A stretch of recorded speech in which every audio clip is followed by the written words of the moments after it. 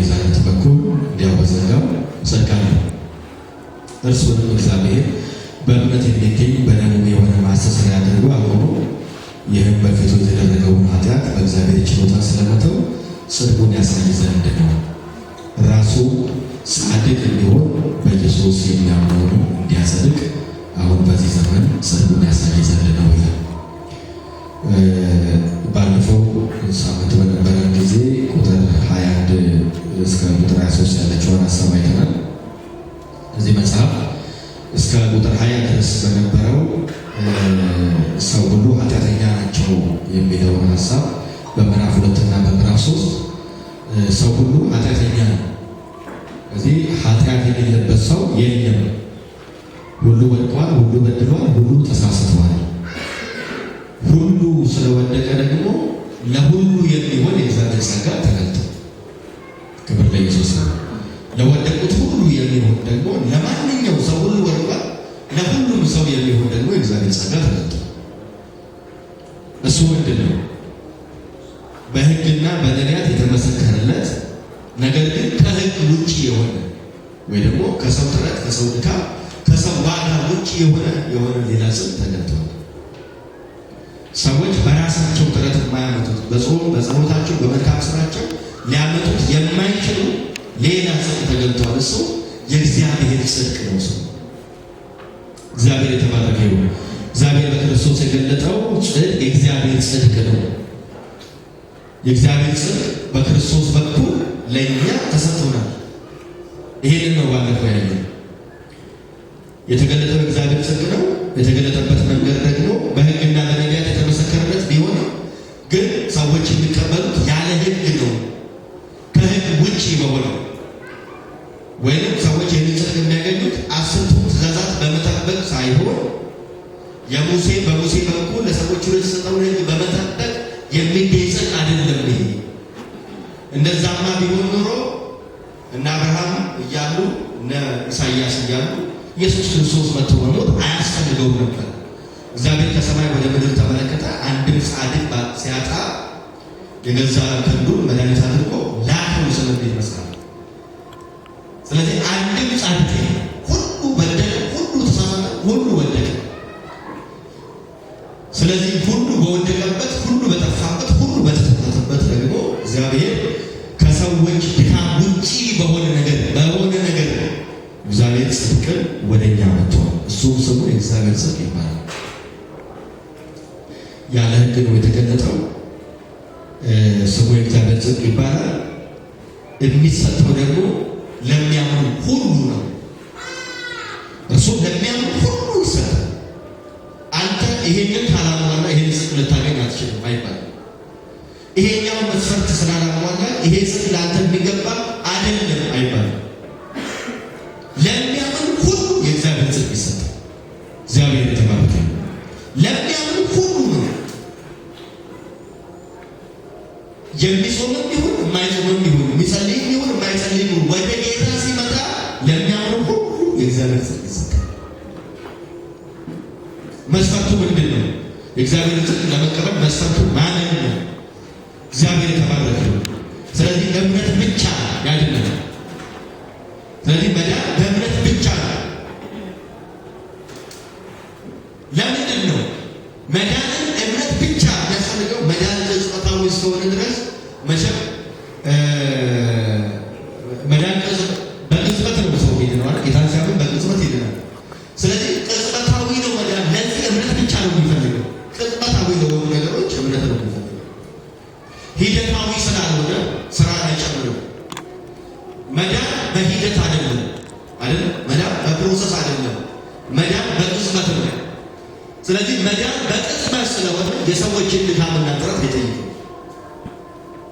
ስለ ኃጢአታችን የሞተው ስለ ጽድቃችን የተነሳውን ኢየሱስን በማመን ብቻ መዳን ይገኛል። ኢየሱስ ስለዘላለም ጌታ ለሚያምን ሁሉ የሆነ በኢየሱስ ክርስቶስ በሌላ ነገር ደግሞ ማመን አይቻልም። በኢየሱስ ብቻ ነው የሚታመነው። በኢየሱስ ክርስቶስ በማመን የሚገኘው የማጽድቅ ነው። ተደጋጋሚ የተጠቀሰ የእግዚአብሔር ጽድቅ ነው። ከዛስ ልዩነት የለም። ሁሉ ምን ብለዋል? ኃጢአትን ሰርተዋል። ሁሉ ነው ኃጢአትን የሰራው።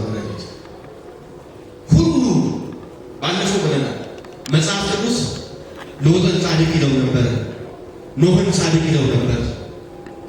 እነዚህ ሰዎች ጽድቅ ማለት መቀደስ መለየት ነው። ሎጥን ጻድቅ ሲለው መጽሐፍ ሎጥ የሚኖረው ሰዶም ነበረ። ሰዶም ውስጥ ከሚኖሩ ሰዎች ሰዶማውያን የሰሩትን ሎጥ አልሰራም ማለት ነው። በማንነቱ ግን ሎጥ የእግዚአብሔር ጽድቅ ያስፈልገዋል። ኢየሱስ ያለ በማንነቱ ግን ሎጥ ከዛች ነገር ውስጥ ያንን ባለማድረጉ ሎጥ የመንግስተ ሰማያት ገቢ ነው ማለት አይደለም። ለምን እንደዛማ ከሆነ ሰዎች እንደምንም ታግለው ገነት መግባት የሚችሉ ከሆነ ኢየሱስ መሞት አይጠበቅበትም። ለምን ለፋ የሆነ ቅዱስ አካባቢ ግን ሰዎች ለፍተው ጥረው ደክመው መዳን ስለማይችሉ መዳን በክርስቶስ በኩል ወደ እኛ መጣና ቅጽበታዊ ሆነ። እግዚአብሔር የተባረከ ነው። ስለዚህ መዳን በቅጽበት በኢየሱስ ክርስቶስ በኩል ኮንተር ነው። ስለዚህ ሁሉ ሰው ኃጢአት ይሰራል። ሁሉ ኃጢአት ስለሰራ ለሁሉ የእግዚአብሔር ጸጋ ያስፈልጋል። ሁሉ ስለሆነ የበደለው ለሁሉም የእግዚአብሔር ጸጋ ያስፈልጋል። ሁሉ ስለሆነ የበደለው ለሁሉም የእግዚአብሔር ጸጋ ያስፈልጋል። ሁሉ ነው ኃጢአት ይሰራል። ሁሉም ኃጢአት ሲሰራ ደግሞ የእግዚአብሔር ክብር ምናምን ጎደለው። ሰዎች ኃጢአተኛ እንዳይሆኑና የእግዚአብሔር ክብር እንዳይጎላቸው አንድ እርምጃ ይወስዳሉ። እሱ ምንድን ነው? ኢየሱስ ክርስቶስን በማመን የእግዚአብሔርን ጸጋ ጽድቅ ሲቀበሉ ኃጢአተኛነታቸው ይቀራል። ኃጢአተኛነታቸው ይቀራል። ክብር የጎደላቸው አይሆኑም። ከዛ በኋላ ለምን ኢየሱስን ስናምን ጸድቀናል። ስንጸድቅ ምን ብለናል? ከብረናል። ክብር ለኢየሱስ ነው። ስለዚህ ሁሉ ኃጢአትን ሰርተዋል የሚለው የሚያሳየው ምንድን ነው? ለሁሉ መዳን እንደሚገባ ነው። መዳን ለሁሉም እንደሚያስፈልግ እንጂ አማኞችም እንደዚህ ናቸው ማለት አይደለም። ሁሉ ኃጢአትን ሰርተው ነበር። ሁሉ ክብር ጎድሏቸው ነበረ። ሁሉ ኃጢአትን ሰርተው ክብር ከጎደላቸው በኋላ ወደ ጌታ ሲመጡ ግን ጸደቁና የእግዚአብሔር ክብር አለ። ስለዚህ የዚህ ቁጥር ዓላማ ምንድን ነው? ሁሉ ሰው ኃጢአተኛ ስለሆነ መዳን ያስፈልገዋል። ሁሉ ሰው ማለት ለማን ነው? ከዚህ በፊት ላይ እንደነበረው አይሁዳዊ ያልሆነ ምን ያስፈልገዋል? የእግዚአብሔር ሰው። ክብር ለኢየሱስ። አሁን እኛ ኃጢአተኛ ነን ወይስ ጻድቅ? እዚህ ኃጢአተኛ ነን። ትምህርቶቻችን ብዙ የተወለካከፉ ነገር ስላለባቸው እንትን አለ። ግን ክርስቶስን ስናምን ጻድቅ ነው። ኢየሱስ ጌታ። ክርስቶስን ስናምን ምን ነው? ጻድቅ። ክርስቶስን ካመንን በኋላ ምን አይደለም ማለት ነው? ኃጢአተኛ አይደለም። ኃጢአተኛ ወደ እግዚአብሔር መንግስት ምን አይገባም። ኃጢአተኛ ነው የምትባለው ወደ እግዚአብሔር መንግስት አትገባም። ስለዚህ ጻድቅና ኢየሱስን ስታምን ሰው ጻድቅ ነው። የእግዚአብሔር ጽድቅ ነው የሚሆነው። የእግዚአብሔር ቅድስና ይካፈላል ሰው። እግዚአብሔር የተባረከ ነው። ስለዚህ ሰው ወይ ኃጢአተኛ ነው የሚሆነው ወይ ጻድቅ ነው የሚሆነው። ወይ ኃጢአተኛ ይሆናል። በአዳም ያለ ኃጢአተኛ ነው። በክርስቶስ ስትሆን ደግሞ ጻድቅ ነው። በጌታ ነን ደግሞ ኃጢአተኛ ነን። ሁለቱ ነገሮች በጣም የሚጋጩ ናቸው። በጌታ ከሆነ ጻድቅ ነው። እግዚአብሔር የተባረከ ነው። በጌታ ከሆነ ቅዱሳን፣ በጌታ ከሆነ ጸድቀናል፣ ታጥበናል፣ ተቀድሰናል፣ ጸድቀናል አይደል? ስለዚህ እኛ የእግዚአብሔር ምንድን ነው? የእግዚአብሔር ቅዱሳን አይደለም? የእግዚአብሔር ቅዱሳን፣ የእግዚአብሔር ጻድቃን፣ የእግዚአብሔር ብሩካን፣ እግዚአብሔር የተባረከ። ስለዚህ ሁሉ ሰው ኃጢአት ስለሰራ ሁሉ ሰው ክብር ጎደለ። ለእነዚህ ለሁሉ ሰዎች ደግሞ ምን ያስፈልጋል? የእግዚአብሔር ጽድቅ ያስፈልጋል።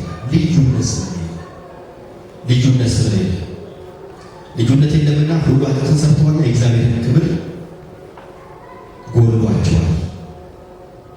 በኢየሱስ ክርስቶስ በሆነ ቤዛነት በኩል እንዲያው በጸጋው የሚጸድቁት በምንድን ነው? እስኪ ጸጋ በለው። እስኪ ጸጋ በለው። እንዴታቸው ሰዎች የሚጸድቁት በጸጋ።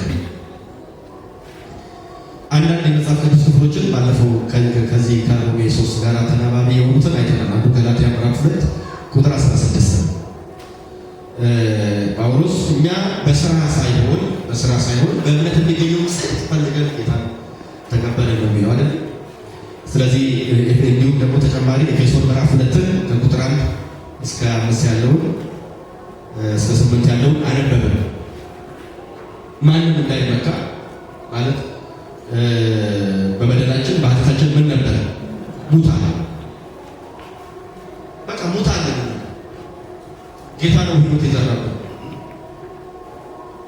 ክብር ለኢየሱስ ነው። ስለዚህ ኃጢአታችን ገድሎን ነበረ፣ በኃጢአታችን ሞተን ነበር፣ በበደላችን ሞተን ነበረ። ኢየሱስ ክርስቶስን ስናምን ሕይወት ተቀበለናል። ኢየሱስ ያድናል። ስለዚህ ሙታን ነበራችሁ ነው የሚለው መጽሐፍ።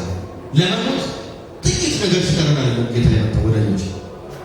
ለመሞት እየተፈራገጥን ባለንበት ሰዓት አለ የሞት ጣር የያዘ ሰዓት አለ። ኦልሬዲ ሞተን ኢየሱስ መጥቶ በትንሣኤ ቀሰቀሰ። ክብር ለጌታ ነው። ስለዚህ ለዚህ የሚያስፈልገን ምንድን ነው ማለት ነው? ለዚህ የሚያስፈልገን የእግዚአብሔር ጸጋ ብቻ፣ ለዚህ የሚያስፈልገን የኢየሱስ ክርስቶስ ሞት ብቻ፣ ኢየሱስን በማመን ብቻ የሚገኘውን የእግዚአብሔር ጽድቅ መቀበል ነው። ኢየሱስ ያድናል። ስለዚህ በበደላችሁና በኃጢአታችሁ ሙታን ነበራችሁ። አሁን መጽሐፍ ቅዱስ ናችሁ ነበራችሁ እያለ ነው። እኛ ነበር ነኛል ነው ማለት ነው። አሁን እኛ በዚህ ሰዓት ላይ በበደላችንና በኃጢአታችን ሙታን አይደለም። አሁን አይደለም ነበራችሁ ነው የሚለው። ትናንትና ነው አይደለም ነበራችሁ። ድሮ እንደዛ ነበራችሁ። እንዲያውም በጨለማው ስልጣን ተገሳችሁ ነበረ፣ በሰይጣን ተገሳችሁ ነበረ፣ ተይዛችሁ ነበረ። እንደዚህ ነበራችሁ። እንዲያውም ሁላችንም እንደዚህ ነበር ካለ በኋላ ቁጥር 4 ላይ ነገር ግን እግዚአብሔር በምሕረቱ ባለጠጋ ስለሆነ ከወደደን ከትልቅ ፍቅሩ የተነሳ በበደላችን ሙታን እንኳ በሆንን ጊዜ ከክርስቶስ ጋር ሕይወትን ሰጠን። ትናንትና ሙታን ነበር፣ ዛሬ ደግሞ እግዚአብሔር ከክርስቶስ ጋር ሕይወትን ሰጠን። ኢየሱስ ያድናል። ከክርስቶስ ጋር ምን አለ? ሕይወትን ሰጠን።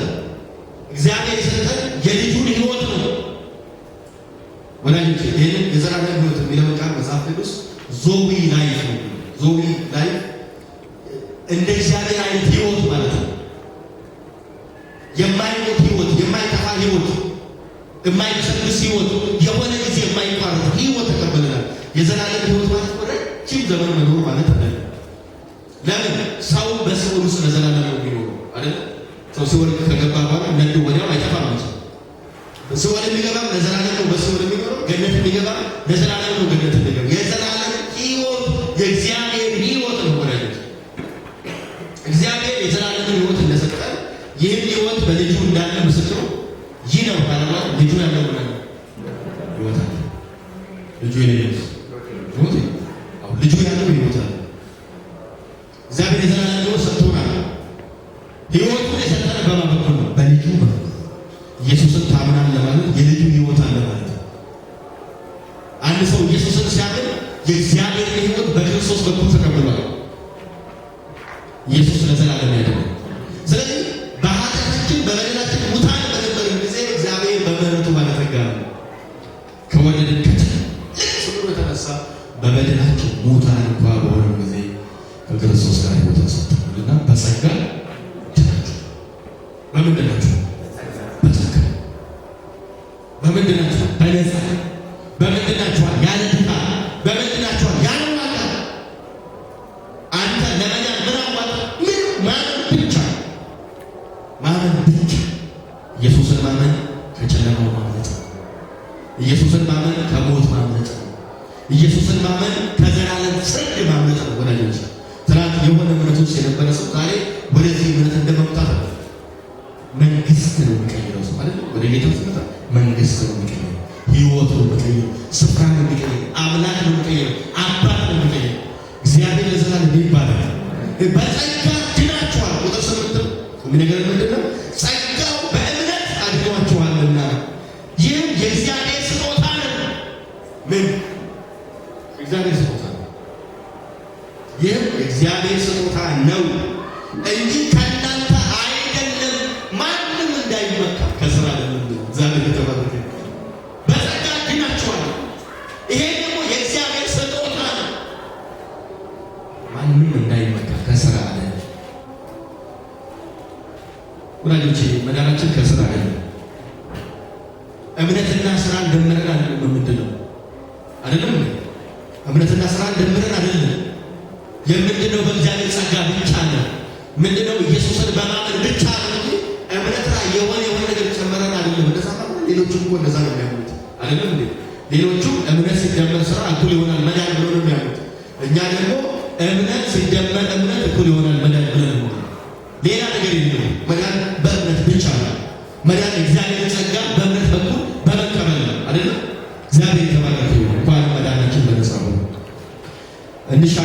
ቲቶ ምዕራፍ 3 ላይ ሐዋርያው በቲቶ መልእክት ደግሞ የሚናገረው በቲቶ ምዕራፍ 3 ላይ መዳን በጸጋ ነው። አሜን ነው። መዳን በጸጋ ነው። እንኳንም እግዚአብሔር መዳን በነፃ አደረገ። እሺ ቲቶ ምዕራፍ 3 ቁጥር 3 ላይ መጀመሪያ ምዕራፍ 2 ቁጥር 11 ላይ ያለው ነበር። ሰዎችን ሁሉ የሚያድን የእግዚአብሔር ጸጋ ተገልጧል። እነማን ነው የሚያድን? ሰዎችን ሁሉ።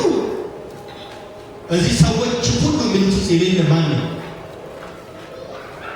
ሰዎች ሁሉ የሰረቀም ይሁን የገደለም ይሁን ያመነዘረም ይሁን ያላመነዘረም ይሁን ያልገደለም ይሁን ያልሰረቀም ይሁን ሰዎች ሁሉ ሴት፣ ወንድ፣ ትንሽ፣ ትልቅ፣ የተማረ ያልተማረ፣ ባለስልጣን የሆነ ተራ ሰው የሆነ የለውም፣ ሰዎችን ሁሉ የሚያድን የእግዚአብሔር ጸጋ ተገልጧል።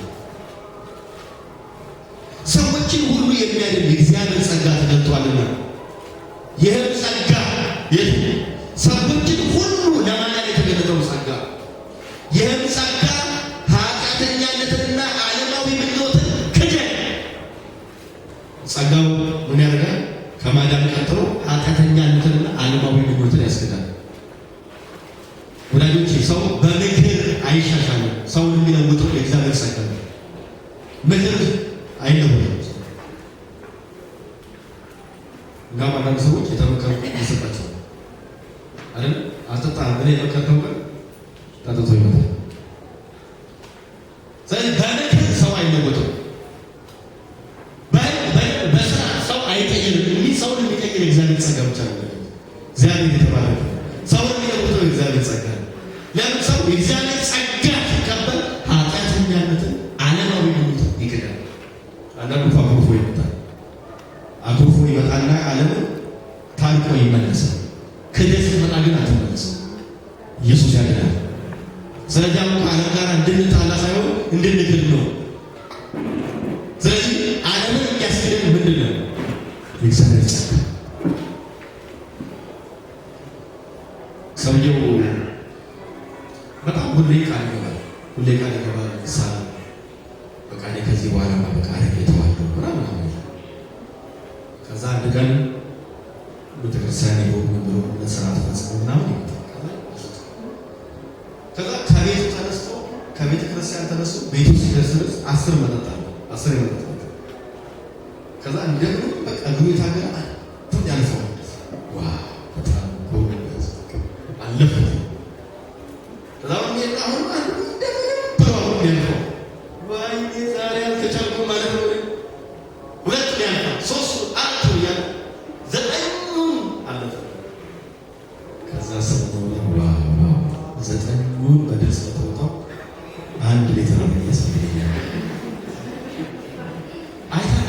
ጸጋ ካለወጠ ለምን ማተለወጥ? ኢየሱስ ያድናል። ሰውን አትንከሩ። ሰው በምክር ኃጢአት አያቆምም ወዳጆች። አሁን አንዳንድ ጊዜ ሰዎች በጣም የሥነ ምግባር ችግር ውስጥ ስለሚገቡ ወንጌልን እንተውና ምክር እንጀምራለን። ምክር ደግሞ ኃጢአተኛነትን አያስቆምም። ሰው ኃጢአትን የሚያቆመው እግዚአብሔር ጸጋ ነው። ኢየሱስ ያድናል። ምን እንደነካታ የሆነ ነገር ተለውጦ ታገኘዋለህ። ኢየሱስ ጌታ ነው። ምን ሰዓት የሆነ ነገር የጋድ ተብሎ ሳናቅ እንተዋለን። ስለዚህ የእግዚአብሔር ጸጋ ያለ ትግል ማለት ነው። አሁን ትግል ሳታደርግ በቃ የሆነ ነገር ይጸየፋል። የእግዚአብሔር ጸጋ ከማዳን ቀጥሎ ምን ይሰራል? ኃጢአተኛነትን፣ ዓለማዊ ምኞትን ያስክዳል። ክብር ለኢየሱስ። ወደፊት ስለምንመለስበት ነው። ስለዚህ እግዚአብሔር ጸጋ ያድናል፣ ደግሞ ኃጢአተኛነትን፣ ዓለማዊ ምኞትን ያስክዳል። ደግሞ የተባረከው ተስፋ ኢየሱስን ያትናፍቃል። እግዚአብሔርን ወደ መምሰል ያሳድጋል። ማን? የእግዚአብሔር ጸጋ። እዚህ ጋር እነዚህ ነገሮች ሁሉ ተጽፈዋል። የተባረከውን ተስፋ እንድንጠብቅ ያደርገናል። ከዛ ክርስቶስን ወደ መምሰል ያሳድገናል። ኃጢአተኛነትና ዓለማዊነትን ያስክደናል። ማን? የእግዚአብሔር ጸጋ። ኢየሱስ ለዘላለም ጌታ። በምክር ያልተለወጥነው የእግዚአብሔር ጸጋ ለውጦን አይተናል። ስንት ነፍሰ ገዳይ በእግዚአብሔር ጸጋ ተለወጠ። ስንት ቀማኛ፣ ስንት በደለኛ ለሰፈር ለሀገር የሚያስቡ ሰዎች የእግዚአብሔር ጸጋ ቀይሯቸው ዛሬ አገልጋዮች ናቸው። እና በምክር ነው ጸጋ ይለውጣል። ወዳጅ ኢየሱስ ያድናል። በከበደን ዛሬ አንዳንድ ልምምዶች እንኳን ማቆም ያቃተን ልምምዶች ካሉ ምን ያደርጋል? ራሳችንን ለእግዚአብሔር ጸጋ አሳልፈን መስጠት አልችልም እኔ ወደ እግዚአብሔር ጸጋ ዙፋን መቅረብ እግዚአብሔር ይርዳል። ምዕራፍ 3 ቲቶ ምዕራፍ 3 ቁጥር 4 ነገር ግን የመድኃኒታችን የእግዚአብሔር ቸርነትና ሰውን መውደዱ በተገለጠ ጊዜ እግዚአብሔር ሰውን መውደድ የጀመረው ኢየሱስ ሲመጣ አይደለም። እግዚአብሔር ፍቅሩን በልጁ ገለጠ እንጂ እግዚአብሔር ከጥንትም ዓለምን ይወዳል፣ ከጥንትም ሰዎችን ይወዳል። እግዚአብሔር ፍቅሩን በልጁ ገለጠ እንጂ ፍቅሩን በልጁ አልጀመረም። ክብር ለኢየሱስ ይሁን። ስለዚህ እግዚአብሔር ሰውን መውደዱ በተገለጠ ጊዜ መቼ ነው እግዚአብሔር ሰውን እንደሚወድ የተገለጠው? ያው መስቀል ላይ ነው። ኢየሱስ ክርስቶስ ሲሰቀል ሁለት ነገር አስቦናል። የመጀመሪያው እግዚአብሔር ኃጢአትን ምን ያህል እንደሚጠላ በልጁ ገልጦ፣ ሁለተኛው እግዚአብሔር ሰዎችን እንዴት እንደሚወድ ኢየሱስ ይላል። በየትኛው የሕግ ችሎት ወንጀል ላይ አይፈረድም። ታውቃለህ፣ የሚፈረደው ወንጀለኛ ላይ ነው አይደል? አንድ ሰው ተከሶ ከሄደ ወንጀለኛ ስለሆነ ይፈረድበታል። እግዚአብሔር ግን በወንጀል ላይ ፈርዶ ወንጀለኛውን በሰላም አሰናበተ። ኃጢአትን ቀጣና ኃጢአተኛውን አሰናበተ በሰላም። ኢየሱስ ያድናል። ኃጢአት ኢየሱስ ሲሰቀል ኃጢአት ነው የተቀጣው። ያ ሮሜ 7